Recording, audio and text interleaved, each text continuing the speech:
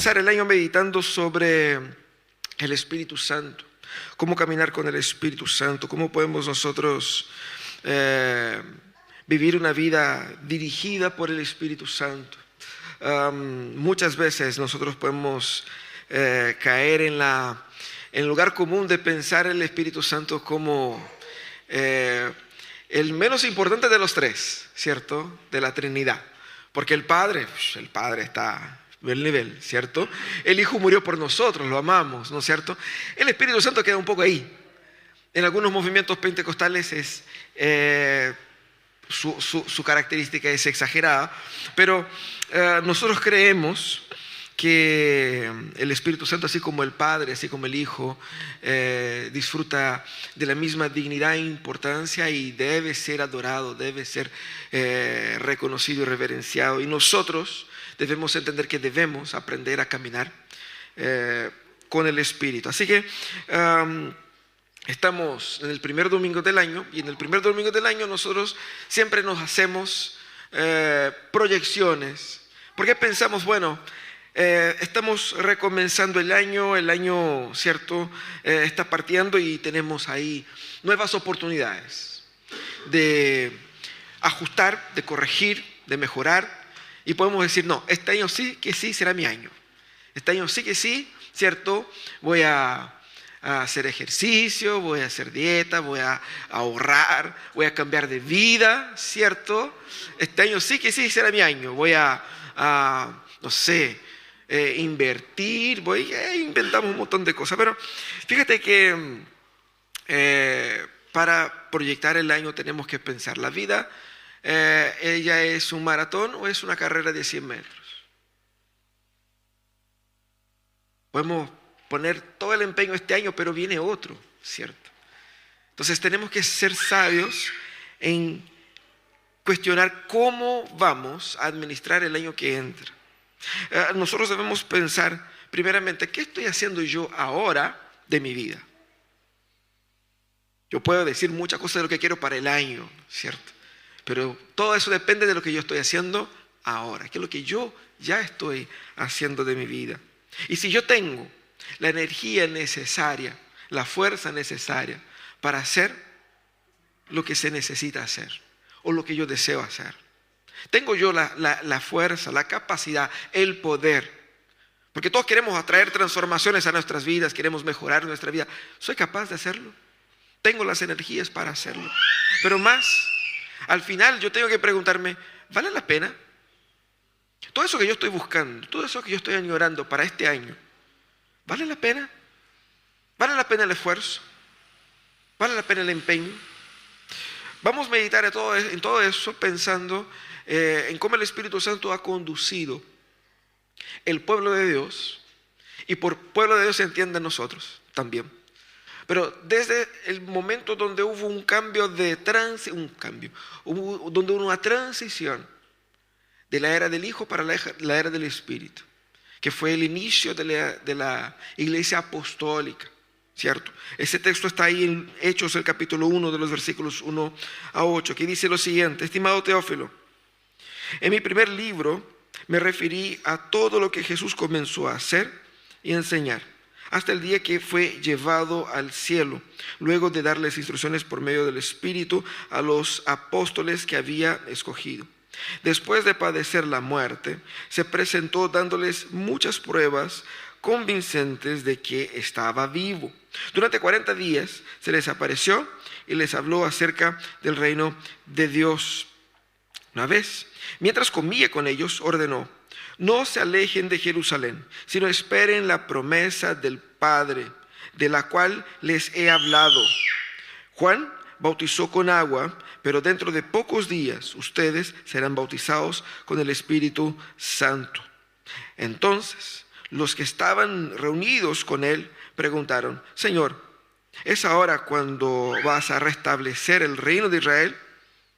No les toca a ustedes conocer la hora ni el momento determinado por la autoridad misma del Padre, contestó Jesús. Pero cuando venga el Espíritu Santo sobre ustedes, recibirán poder y serán mis testigos tanto en Jerusalén como en toda Judea, Samaria y hasta los confines de la tierra. Nosotros vemos este texto aquí, Jesús encontrándose con sus discípulos por 40 días después de su resurrección. Y fue un momento muy importante, porque nosotros somos una iglesia apostólica, y esa fe apostólica fue consolidada no solamente por los 3 años de entrenamiento, pero sobre todo por lo que pasó entre la resurrección y la ascensión.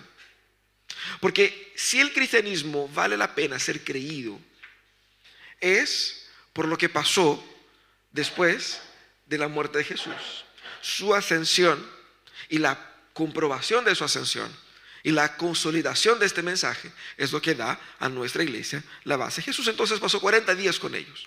El texto dice que Jesús les instruyó por medio del Espíritu Santo. O sea, hubo un trabajo de Jesús para preparar a sus discípulos, a los 11, ¿no es cierto? ¿Sabemos? Porque uno se fue. Habían 11 ahí entre ellos, y hasta que el final de ese capítulo primero ellos eligen un 12º. Pero en ese periodo ellos estaban así siendo preparados por el Señor, y ya vemos aquí en el relato de Lucas el protagonismo y la acción del Espíritu Santo, mostrando que el Espíritu Santo estaba orientando, guiando todo ese proceso. Y es muy importante ese momento, porque es en ese periodo de preparación donde se consolida de una forma, podemos decir así, vital, la obra y la teología de los apóstoles, ¿cierto? ¿Por qué? Todo el mensaje de los apóstoles que vendrá después será: ese Cristo que murió está vivo. Y está vivo porque lo hemos visto. Pero fíjense, se han pasado 40 días, el texto dice. Jesús murió ¿cuándo? En la Pascua, ¿cierto? 40 días, y luego 50 días de la Pascua viene otro festival, que es el Pentecostés. Entonces Jesús dijo a sus discípulos, después de 40 días, aguanten aquí en Jerusalén un poquito más.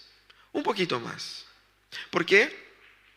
Porque Jesús no entró en detalles, pero dijo lo más importante: el Espíritu Santo vendrá sobre ustedes y va a ser fantástico. Quédense aquí. Uno puede decir, bueno, parece un mandamiento, un determinado mandamiento bastante sencillo de hacer. Quédense aquí, ¿cierto? Pero pensemos por un instante. Ellos estaban en Jerusalén. ¿Dónde Jesús fue muerto? Jerusalén. Todas las personas que odiaban a Jesús estaban ¿dónde? Jerusalén. Era un lugar muy peligroso para estar. ¿Ellos eran de dónde? Jerusalén no, ellos eran de Galilea. ¿Qué es lo que es lo normal? Bueno, cada uno para su casa, porque, ¿cierto? ¿Qué voy a andar haciendo acá? Eso es lo normal. Jesús dijo, aguanten un poquito más. Aguanten acá. Porque lo que va a pasar aquí en pocos días es muy importante. Y esa fe de los discípulos de aguantar un poquito más también es una fe que fue en contra de la lógica, porque ellos, para protegerse, debieran salir, pero decidieron quedarse. Y estaban, como vemos después, ellos estaban reunidos en un lugar cerrado, oculto, de la gran mayoría de los judíos de su época. Bueno, es en ese momento donde Jesús les da una de las palabras más hermosas de todo el Nuevo Testamento. Jesús dijo, y ustedes recibirán poder cuando venga el Espíritu Santo sobre ustedes, y serán testigos en Jerusalén, Judea, Samaria y hasta los confines. Ese mismo versículo 8 del primer capítulo de Hechos es lo que resume todo el libro de Hechos, y muestra cómo en el libro de Hechos somos enseñados a caminar con el Espíritu Santo. Porque el libro, pese a que se llame Hechos de los Apóstoles, podemos llamarlo también de Hechos del Espíritu Santo. Ustedes se han planteado el año. Nosotros nos hemos planteado el año. Pero la pregunta es, ¿qué es lo que el Espíritu Santo quiere hacer con mi año? ¿Quién dijo que el año era tuyo? ¿Quién dijo que la vida es tuya? Son las obras del Espíritu Santo. Tenemos que aprender a caminar con el Espíritu Santo. Tenemos que aprender a depender del Espíritu Santo, porque es Dios guiándonos. 3 cosas que Jesús muestra aquí en ese texto sobre cómo caminar con el Espíritu Santo, cómo dar los primeros pasos al caminar con el Espíritu Santo. Lo primero es foco. Debemos tener el foco bien claro. Mira lo que dijo Jesús. Jesús estaba hablando con los discípulos y les dijo, esperen acá, porque ustedes van a recibir poder del Espíritu Santo. Esperen acá. porque van a ser bautizados con el Espíritu. Jesús dijo, Juan bautizó con agua, pero dentro de pocos días ustedes serán bautizados con el Espíritu Santo. Y ahí algunos preguntaron, Señor, ¿es ahora cuando vas a restablecer el reino de Israel? Esa pregunta es muy importante y nosotros, 2000 años después, podemos decir, ay, qué tonto, no sabe nada, ¿cierto? ¿Cómo que pregunta ese tipo de cosas? Después de 3 años caminando con Jesús. Pero piensa por un instante. Ustedes están ahí, con el Jesucristo que había sido muerto delante de sus ojos. Y que fue muerto y comprobadamente muerto. Y que 3 días resucitó y estaba vivísimo. No es que venció la muerte en el sentido de que la va a morir después, no. Derrotó la muerte en lo más absoluto sentido. Está en otro nivel, en otra etapa, está ahí frente tuyo. Y ese mismo Jesús que hizo todos los milagros, dijo, mira, dentro de pocos días ustedes van a ser bautizados con el Espíritu Santo. 1 más 1 es 2, ellos hicieron las conexiones. ¿Por qué? En la cabeza del judío, su mentalidad estaba en Joel capítulo 2, que decía que en los últimos días derramaré mi espíritu sobre toda carne. Ellos dijeron, los últimos días es ahora. ¿Y qué pasa en los últimos días? Si usted lee Joel, va a decir que el Señor va a establecer su reino y va a establecer la paz final, el fin del mundo, el reino venidero de Jesús. Eso es. Y además, ellos tenían una volada de que el reino sería la destrucción de Roma y Cristo como el gran emperador del universo y todo eso. La pregunta más lógica era esa, Señor, ¿es ahora cuando todo el capítulo 2 de Joel se va a cumplir? Eso es lo que estaban preguntando. Y eso es lo que preguntaríamos nosotros. Quizás no preguntaríamos por vergüenza, porque ustedes saben, a veces uno tiene la duda, pero no tiene el valor de preguntar. Entonces le dice al amigo que es más así como, más valiente, así como, pregúntale si va a ser ahora. Y el amigo le preguntó, Señor, ¿es ahora? Pedro normalmente era el que preguntaba, ¿no? Y Jesús le responde, mira, parece dura la respuesta de Jesús, pero no fue tan dura. Jesús le respondía, ¿a ti qué te importa cuando sea el tiempo? No fue así. Jesús dijo, no les toca a ustedes conocer la hora y el momento determinado por la autoridad misma del Padre. Mira la respuesta de Jesús. El punto no es el evento. El punto aquí es, ¿cuándo? No les importa a ustedes saber. El cuándo Dios dejó en suspenso. Ustedes no deben preocuparse con eso. Pero deben preocuparse por esto acá. Foco. Pongan atención a eso. Pero cuando reciban el Espíritu Santo, y ese es el punto acá, ese es el foco que Jesús quiere dar a sus discípulos. Jesús está mostrando a ellos, en primer lugar, una mejor promesa. Pongan atención a eso, ustedes van a ser bautizados con el Espíritu Santo. Juan bautizó con agua y ustedes serán bautizados con el Espíritu. ¿Qué quiere decir eso del bautismo aquí? El bautismo de Juan, diferentemente del bautismo que Jesús instituyó como su sacramento, era un bautismo que simbolizaba una renovación espiritual. Era un bautismo de arrepentimiento, en el sentido en que aquellos que eran judíos, que estaban medio descarriados, que estaban medio blanditos en la vida espiritual, se arrepentían y querían decir, Señor, yo quiero servirle con determinación. Y eso es lo que significaba el bautismo de Juan. El agua significaba el lavamiento de sus pecados. Y no era un sacramento, era un rito que ellos realizaban como una demostración de consagración de vida. Lo que Jesús hace es una conexión, primeramente mostrando que la puerta que Juan abrió era solamente un indicativo de un bautismo mucho más importante, que no va a ser solamente con agua, es una renovación espiritual provocada por el mismo Espíritu Santo. El bautismo primero significaba que, Señor, yo quiero cambiar. El bautismo segundo del Espíritu Santo significaba que el Señor me está cambiando, definitivo. No era un símbolo de una transformación futura, era la transformación misma. Pero aquí hay un hecho interesante. El Señor dijo que el Espíritu Santo vendría sobre ellos.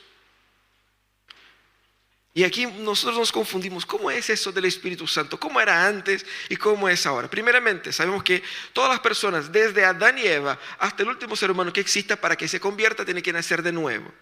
Y solo pueden nacer de nuevo por medio del Espíritu Santo. Eso es un hecho. Pero en el Antiguo Testamento, El Espíritu Santo actuaba de otra manera en las personas. Por eso que vemos que Saúl quedó lleno del Espíritu Santo y profetizó. David quedó lleno del Espíritu Santo y hizo eso. Sansón quedó lleno del Espíritu Santo, pero en momentos puntuales, ¿cierto? Era así como el Espíritu Santo trabajaba. Él venía sobre los reyes, sobre los profetas y a veces sobre los sacerdotes, pero no sobre todos. Por eso había una dependencia de estos referentes, la dependencia del rey, del sacerdote y del profeta. Pero aquí el Señor dijo, no, todos ustedes van a recibir el Espíritu Santo. Es de ahí donde nosotros entendemos que todos nosotros tenemos el sacerdocio de Cristo, es decir, todos somos sacerdotes porque hemos recibido el mismo acceso a Dios por medio del Espíritu Santo. Y eso es muy importante porque eso implica en una renovación total. Lo que Jesús quería mostrar a los discípulos es, ustedes están preocupados con los eventos históricos, con la transformación, todo eso, pero ojo, pongan atención a donde la verdadera transformación se está dando. Y ese es el gran problema nuestro.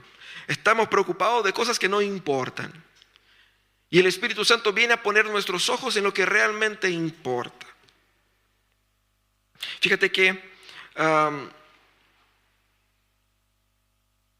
el primer paso para que podamos nosotros caminar con el Espíritu es entender que el Espíritu me va a iluminar a entender primeramente las Escrituras y a partir de las Escrituras mi realidad. El Espíritu Santo me va a dar comprensión de la realidad, de quién soy, de dónde necesito cambiar. Y es interesante porque Jesús dijo que esa era la obra del Espíritu Santo. El Espíritu vino para guiarnos a toda verdad, justicia y juicio. Por lo tanto, lo que el Señor nos llama acá es a poner atención a la obra del Espíritu Santo dándonos foco. La reorientación de Jesús a sus discípulos es también una forma de que nosotros seamos reorientados. No se preocupen por cuándo, por dónde, por qué. Se preocupen de lo que importa, de lo que Dios está haciendo en la historia y de lo que Dios está haciendo en la historia por medio de ustedes. ¿Qué es lo que Dios está haciendo que yo debiera estar pendiente? Yo cuando chico tenía esa frustración con a veces iba a un culto y terminaba el culto y al final alguien decía, uy, que estuvo tremendo el culto. Y yo quedaba así, ¿y qué pasó? Estaba hablando conmigo, ¿no? Me perdí, estaba ahí y no vi. ¿Cierto? Esa frustración, así como que Dios hizo algo, habló algo, hubo algo y yo no vi. Y quedaba con esa frustración. Y muchas veces podemos pasar la vida así, insensibles a lo que Dios está haciendo en la historia. Y es interesante porque ese foco acá también es un llamado a que seamos obedientes, a que nos preocupemos de lo que a Dios le importa y seamos intencionales en ello. Por eso que Jesús nos conduce a escuchar su voz. Confíen en mí, quédense acá. Es el mensaje de Jesús. Lo primero que tenemos que hacer es tener foco. Lo segundo que Jesús muestra acá es fuerza. Él dice, y vendrá el Espíritu Santo y ustedes recibirán poder. Pero cuando venga el Espíritu Santo sobre ustedes, recibirán poder y serán mis testigos. Es interesante porque Jesús dijo, cuando venga el Espíritu Santo, es recibir el Espíritu Santo, lo que era algo separado para un público específico en el Antiguo Testamento. Ahora les tocaba a ellos. Ellos, dentro del organigrama del pueblo de Israel, a ellos nunca les tocaría eso, porque ellos eran gente común y corriente que no tenía ninguna importancia en la religión. Pero ahora el Señor dice, no solamente les toca a ellos, pero les va a tocar a todos, mostrando un cambio de paradigma profundo. Y Jesús aquí dice, esperen, y yo creo que eso les debe haber matado, ¿no? Porque la pregunta de ellos, la preocupación de ellos era ¿cuándo? ¿Cuándo? ¿Cuándo? Y Jesús nunca dice cuándo, ni siquiera para cuándo iba a venir el Espíritu. 5 días, 10 días, no, esperen acá, ¿cuánto tiempo? No sé, quédense acá, pronto. Ay, el ansioso acá estaba desesperado, ¿no es cierto? Porque así como que, pero ¿y cuándo va a ser esto? Ahí usted se imagina los apóstoles hablando en la casa. No, el Señor dijo que esperáramos acá. ¿Cuánto tiempo? No sé, pero ¿cuánto? Y la esposa le preguntaba, ¿no es cierto? Y no, si tengo que saber por los chicos, por eso, por aquello. No sé, tengo que esperar, no sé cuándo sea, lo sabremos. Pasa a todos, ¿no? Pasa con ellos también. Esperar. Pero Jesús dijo, cuando ustedes reciban el Espíritu Santo, cuando venga el Espíritu Santo sobre ustedes, ustedes recibirán poder. La palabra aquí es dunamis. Poder, fuerza, energía. Y es interesante porque el Espíritu Santo en el Antiguo Testamento era quien revestía a las personas de sabiduría, de fuerza física. ¿Ustedes se acuerdan de la historia de Sansón, por ejemplo? La historia de Salomón, lleno de sabiduría, toda obra del Espíritu Santo. Aquellos que hicieron toda la decoración y el ornamento del templo. A la Biblia dice que llenos del Espíritu Santo, esos tipos fueron y hicieron toda esa decoración. Ahora, aquí no habla de sabiduría, no habla de fuerza física, sino que habla de poder. Es un poder espiritual. Es un poder, no es un poder militar, no es un poder económico, es un otro tipo de poder. Y Jesucristo tampoco da el detalle, así como que el poder específico, sino que Jesús da el uso que se va a dar a ese poder. Y es interesante porque al referirse al poder que recibirían, Jesús apunta hacia el tipo de reino que él estaba formando por medio de sus discípulos. Porque vuelve al punto del reino de Israel que sería establecido, ¿cierto? Ellos imaginaban un reino físico. Y el Señor dijo, ustedes recibirán poder. Y ellos se imaginan, recibiremos el poder y vamos a avanzar contra Roma, ¿cierto? Pero él dice, ustedes recibirán poder y serán testigos. Testigos. ¿Qué tanto poder se necesita para ser testigos? ¿Cierto? Parece un gran regalo para poca demanda. Pero era la naturaleza del rey que Dios estaba formando por medio de ellos. Y el hecho de decir, ustedes recibirán poder, es Jesús diciendo a ellos, mira, lo que ustedes necesitan es eso. No es de ejércitos, no es de dinero, no es de influencia. Lo que ustedes necesitan para lo que yo quiero hacer con ustedes es poder espiritual. Y es interesante porque ese mismo espíritu que colmó Jesús de poder, ahora dice, y ustedes recibirán el poder del Espíritu.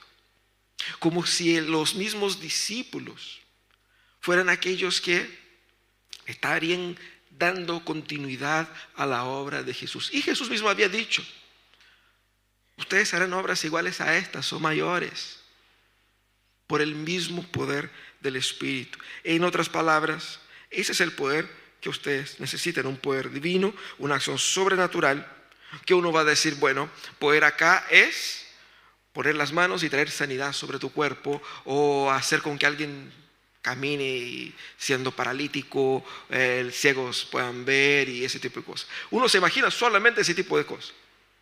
Pero ¿de qué estaba hablando Jesús aquí? Jesús nos dijo, ustedes van a recibir poder para hacer actos milagrosos. No fue eso lo que dijo Jesús. Ustedes recibirán poder para ser testigos. Aquí ese poder tenía una influencia y una presencia por sobre todo en la transformación del corazón, primero de ellos. Y eso es lo que vemos. ¿Qué pasa aquí en el capítulo 2? Vemos a estos hombres que tenían miedo, que habían huido cuando Jesús fue preso. Días antes se estaban parando valientemente entre todo el pueblo en el patio del templo, en la fiesta del Pentecostés, llenísimo de gente de todos los lugares del mundo, y predicando a Jesús. Así, con la boca abierta, sin temor. Fueron a la cárcel, antes tenían temor de todo, fueron a la cárcel y cantaban celebrando al Señor en la cárcel. Agradecidos de poder sufrir por este tema. ¿Qué pasó? Algo pasó ahí. ¿Y qué es ese algo? Es el poder del Espíritu Santo sobre ellos. Por lo tanto, nosotros vemos acá que ese poder se manifiesta no en eventos raros, sobrenaturales solamente, o de sobrenaturaleza absurda, sino que en una transformación personal, profunda, íntima del corazón humano. Primeramente en ellos y luego a partir de ellos hacia todos los demás. Y fíjate que hubo sí manifestaciones. Usted va a decir, no, pastor, pero ellos hicieron milagros. Ahí Pedro, ¿cierto? El propio apóstol Pablo hicieron varios milagros. ¿Qué pasó con esto? No, sí, hubo manifestaciones sobrenaturales, en especial en el contexto de la consolidación del mensaje apostólico para esos fines. Pero eso no era el punto. ¿Cuál es el punto? El punto era que el poder se manifestaba en las vidas transformadas, en las multitudes convertidas. Eso era el poder que vino sobre ellos. Ahora, ese es nuestro drama, el drama del cristianismo contemporáneo. El cristianismo contemporáneo es una fe que tiene mucha información y poco poder. Sabemos sobre la doctrina reformada, sabemos sobre la historia de la iglesia, sabemos un montón de cosas. Tenemos libros y libros y libros. Tenemos libros digitales e impresos, audiolibros. Conocemos mucho. Tenemos los mejores instrumentos, la mejor música, pero no tenemos poder. Poder espiritual. El poder del Espíritu Santo. De una vida transformada. Que por medio de nosotros transforma a otros. Una vida que no es capaz de vencer las tentaciones cotidianas. No estamos hablando ni siquiera de las grandes tentaciones. Las cotidianas. No tenemos poder para orar todos los días. Ese es el poder que necesitamos. Ese es el poder que el Espíritu Santo viene a traer. El poder de una vida llena de Dios. Y es eso lo que Jesús está apuntando acá. Y es eso lo que Pablo dijo cuando dijo, ustedes tienen que ser llenos del Espíritu Santo. ¿En qué sentido? En el sentido de ser dominados por el Espíritu Santo, controlados por el Espíritu Santo, fortalecidos por el Espíritu Santo, orientados por el Espíritu Santo, revigorados por el Espíritu Santo, capacitados por el Espíritu Santo, motivados por el Espíritu Santo, esclarecidos, aclarados por el Espíritu Santo. Porque ese es el poder de Dios actuando en nosotros. Muchas veces nosotros queremos sanar nuestra debilidad espiritual con remedio y terapia. Y tiene su lugar el remedio y la terapia, pero nada sustituye el poder del Espíritu Santo en el corazón y en la vida del ser humano. Por lo tanto, nosotros debemos entender eso. El Espíritu Santo nos conduce al foco, pero también a la fuerza. Ahora, el Señor sigue y dice, ustedes serán mis testigos.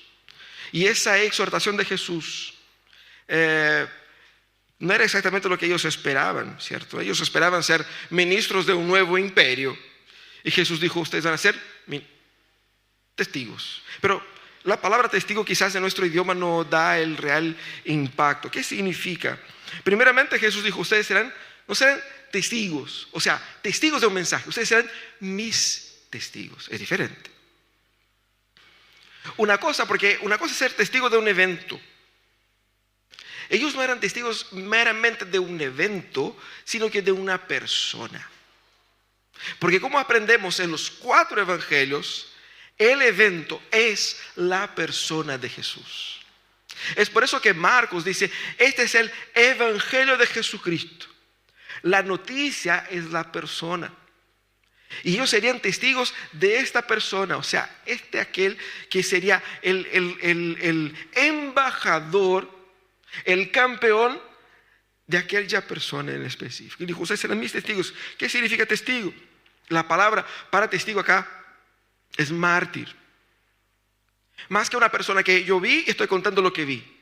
Testigo aquí tiene que ver con, mira, eso es lo que yo soy. Y yo me la juego por esto. Cuando Jesús dijo, ustedes recibirán poder y van a hacer del evangelio su propia vida.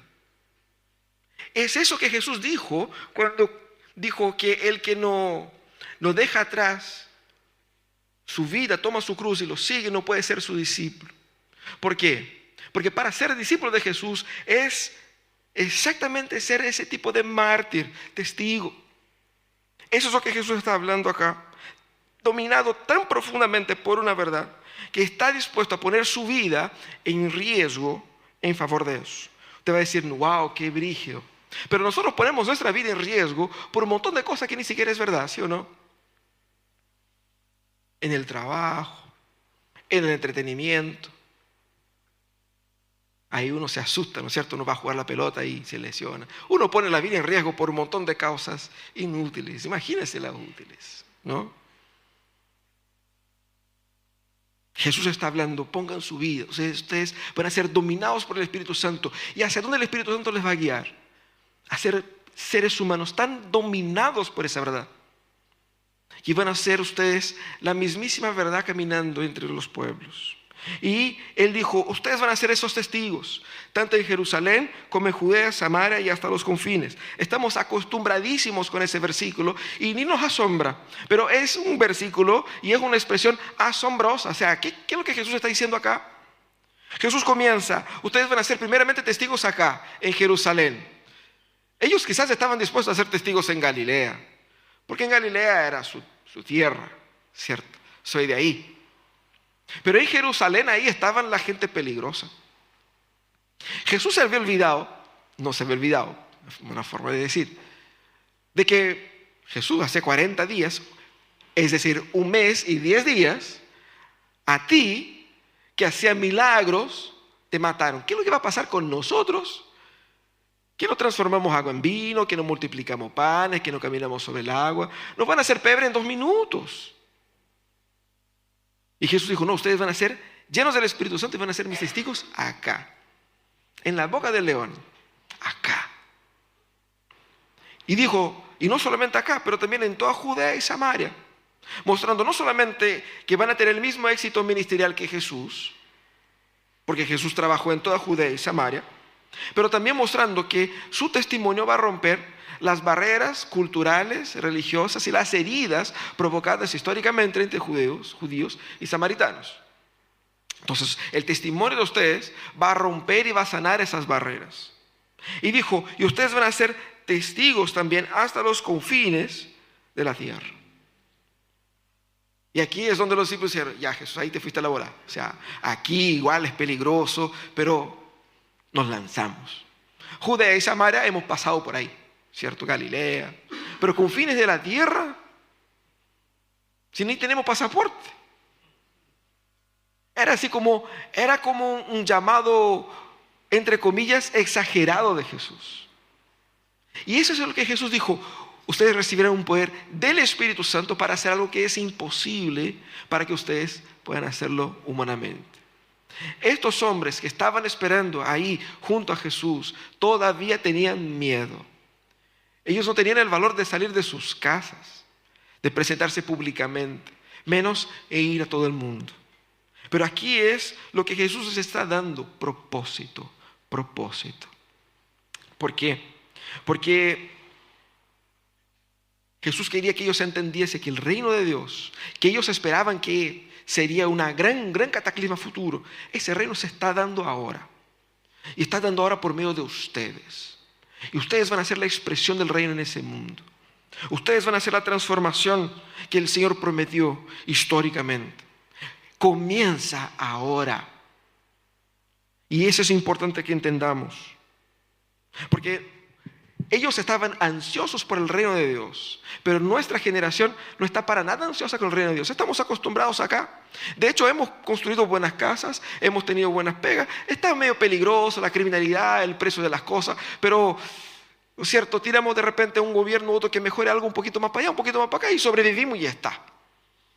Nadie está preocupado y ansiando un reino venidero que venga, porque nos hemos acostumbrado con eso. El llamado aquí es que abandonemos ese acostumbramiento con la vida cotidiana, con la vida que tenemos ahora. Abramos los ojos y veamos que esa vida que tenemos ahora es una vida pobre, miserable, que nos ha hecho acostumbrarnos con miseria. Nos hemos acostumbrado con las injusticias y hemos sido injustos nosotros también. Nosotros debemos entender que la iglesia de Jesús es expresión del reino de Dios, transformando, sanando, restaurando las familias, las vidas, las personas de ese mundo caído, de la gente que está aprisionada en sus pecados, en sus adicciones, en sus pecados. Por lo tanto, nosotros tenemos que ser conscientes de que el reino de Dios es ahora. Y el reino de Dios viene con poder sobre nosotros para hacer el reino de Dios ahora. Ese es el propósito que Dios tiene para ti. Cualquier propósito de vida que sea diferente de eso, es diferente de los propósitos de Dios para ti este año. Lo que Dios quiere para ti este año es que entienda lo que Él ha diseñado para tu vida. Más allá de tu trabajo, tu familia, de tus gustos y tus pasiones y tus anhelos y tus deseos, más allá de todo eso, debemos sincronizar nuestras vidas con el propósito de Dios.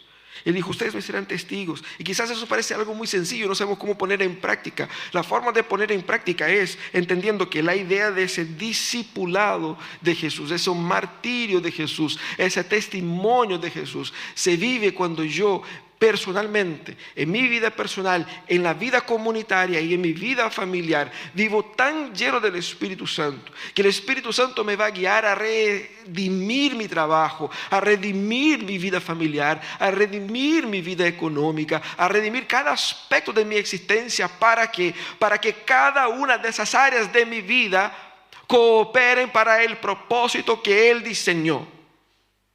Tu trabajo, tu familia, tu casa, todas las cosas que Dios te dio, Dios te las dio para que ellas cooperen para el propósito que Él tiene para ti.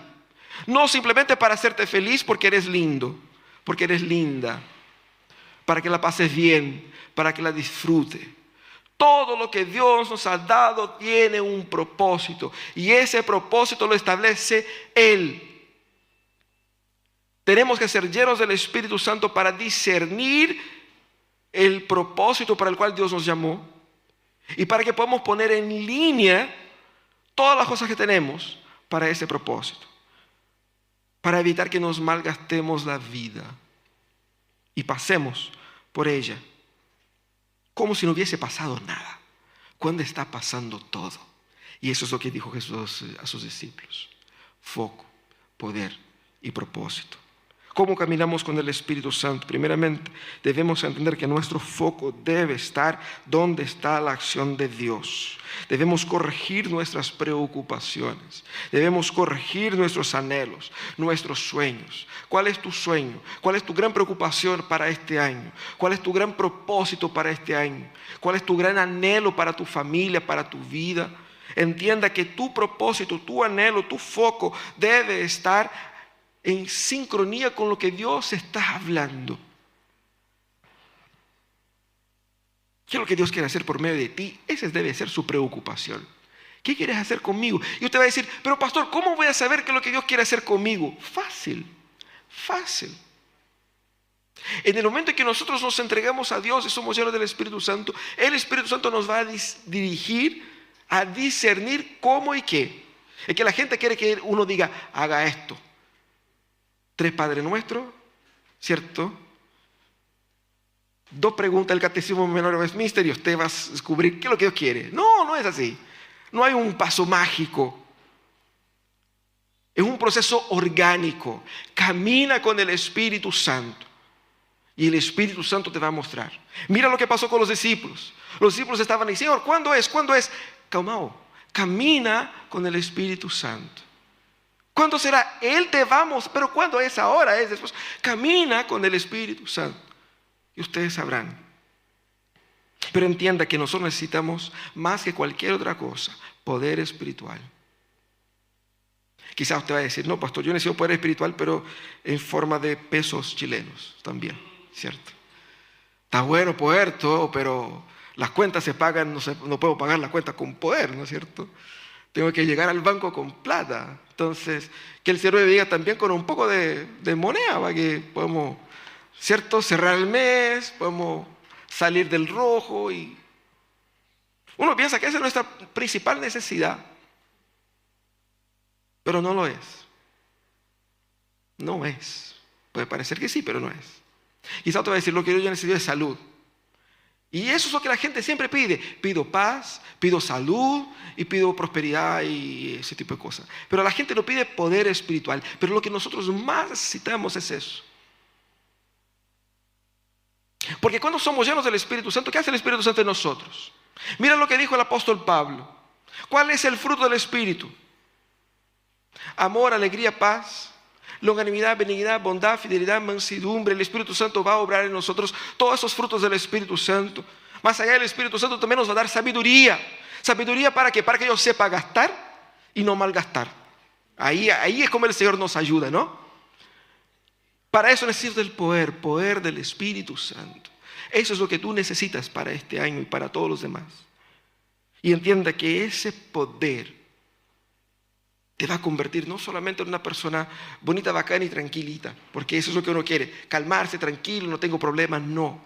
El poder del Espíritu Santo te va a meter en un montón de problemas, porque va a ser de ustedes testigos de Jesús. Y testigos de Jesús en un mundo que odia a Jesús, seguramente enfrentarán problemas. Porque en el momento que estemos tan dominados por el mensaje de Jesús, vamos a ver que no compramos más la cultura en la cual vivimos, no compramos más el discurso político que nos presenta, no compramos más la cultura con la cual hemos sido enseñados por nuestros padres, y no podemos compactuar con la cultura empresarial de nuestra empresa. No nos cuadra. Y al mismo tiempo somos llamados a vivir en compasión y en predicación. Somos llamados a amar y a ofender. Eso es el discipulado de Jesús. Ese es el testimonio de Jesús.